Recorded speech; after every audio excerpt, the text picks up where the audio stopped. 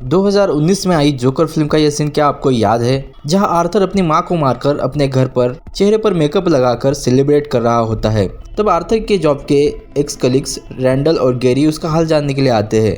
Randall का character पहले से ही थोड़ा मीन और बतले भी दिखाया गया है। मतलब पहली बार जब इन दोनों का इंटरेक्शन दिखाया गया है तब आर्थर को अपना काम करते वक्त अनजान लड़कों ने पिटा हुआ होता है। तब रैंडल आकर उसे एक गन ऑफर करता है, जिसके बाद जब आर्थर हॉस्पिटल में अपना एक्ट परफॉर्म कर रहा होता है तब गलती से उसकी गन नीचे गिर जाती है, जिसके बाद आर्थर के बताने से पहले ही रैंडल उसके बॉस को गन के बारे में झूठ बोलता है, प्रोबेबली शायद उसकी खुद की जॉब बचाने के लिए।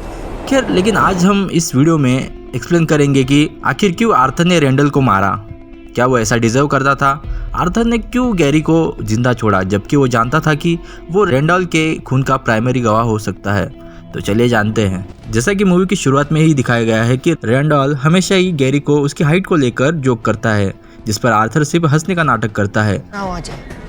Do you people call it miniature golf, or is it just golf to you?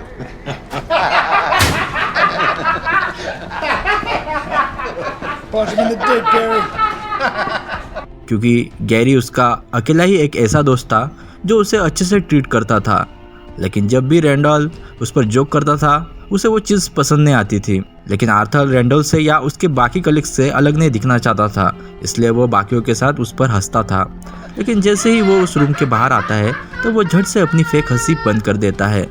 यही सेम बात हमें तब भी दिखती है जब रैंडल और गैरी आर्थर के घर आते हैं। तब रैंडल गैरी को फिर से उसकी हाइट को लेकर जोक करता है और आर्थर फिर से वो फेक स्माइल देता है। That's because the suspect was a regular sized person. If it was a fucking midget, you'd be in jail right now.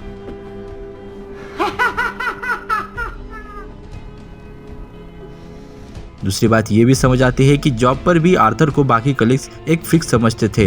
ये बात हमें तब पता चलती है जब आर्थर का बॉस उसे कहता है कि बाकी लोग तुम्हें भले ही एक सन के समझते हो, लेकिन मैं तुम्हें पसंद करता हूँ। Not quite. Just been working on my material. No, don't sit. This will be quick. Look, I like you, Arthur. You know, a lot of the guys, they think you're a freak, but I like you.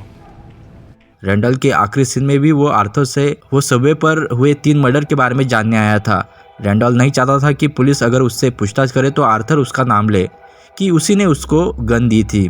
तब Arthur को समझ आता है कि Randall उसे उसके माँ के मरने का दुख जताने नहीं आया था, बल्कि फिर से वो अपनी खुद की गर्दन बचाने के लिए आया है। इससे ही आर्थर ट्रिगर होकर उसे चाकू से घोंपकर मार देता है। इस बीच गैरी वहीं पर होता है। जब आर्थर पूरी तरीके से पागल होकर रैंडल को मार रहा होता है तब उस सीन में एक तरह का टेंशन क्रिएट होता है कि क्या अब आर्थर गैरी को भी मार देगा। जब यह सीन पहली बार हम देखते हैं तो तब खतरनाक टेंशन क्रिएट होता है। तब आर्थर गैरी से एकदम चिल होकर कहता है कि क्या तुम द मुर्रे फ्रैंकलिन शो देखते हो? आज मैं वहाँ पर जाने वाला हूँ। कितना अजीब है ना, मैं टीवी पर आने वाला हूँ।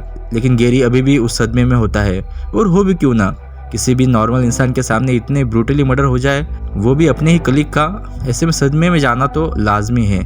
गैरी कहता है कि यह तुमने क्यों किया?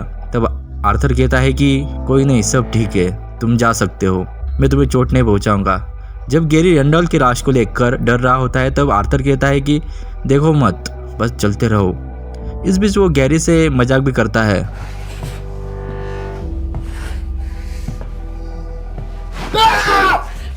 जिससे सिचुएशन थोड़ी नॉर्मल हो। जिसके बाद आता है डोर लॉक वाला सीन, जिसमें गैरी डोर का लॉक खोलने की कोशिश करता है, लेकिन उसके हाथ लॉक तक नहीं पहुंच पाते, जिस पर थिएटर के बाहर बहुत सी ऑडियंस हंसती है और आज भी कई लोग इस सीन पर हंसते हैं। लेकिन अगर आप ध्यान से सोचे तो यह एक ऐसी सिचुएशन होती है जब लोग कैसे आपको डिसेबिलिटीज का मजाक उड़ाते हैं, ये हम देख सकते हैं। और सोसाइटी बिल्कुल ऐसे ही वर्क करती है, जिससे आर्थर खुद डील कर रहा था। गैरी को शुरुआत से ही अपने कलीग्स के साथ अच्छा बर्ताव करते हुए दिखाया गया है, लेकिन इसके बावजूद हमेशा ही उसके कलीग्स उसका मजाक उड़ाते हैं। जैसे आर्थर भी सबसे फ्रेंडली होने की कोशिश करता है, लेकिन फिर भी लोग उसे हमेशा ही हर्ट करते थे, सिवाय गैरी के। वैसे देखा जाए तो गैरी और आर्थर दोनों ही सोसाइटी के विक्टिम्स थे। एक तरह से दोनों ही सोसाइटी से आउटकास्ट किए हुए थे। वह शहर उनके लिए एक घर नहीं था, बल्कि हर दिन चुनौतियों से भरी एक जिंदगी थी, जिससे वह दूसरों की मदद के बिना दूर नहीं कर सकते थे। और इसलिए आखिर में आर्थर गैरी से कहता है कि गैरी, सिर्फ तुम ही थे जो मेरे लिए हमेशा ही अच्छे थे। You were the only one that was ever nice to me. इसलिए कहता हूँ कि सबके साथ अच्छे से रहो, न जाने कब कोई कहाँ बस उनके मौके का इंतज़ार कर रहा हो।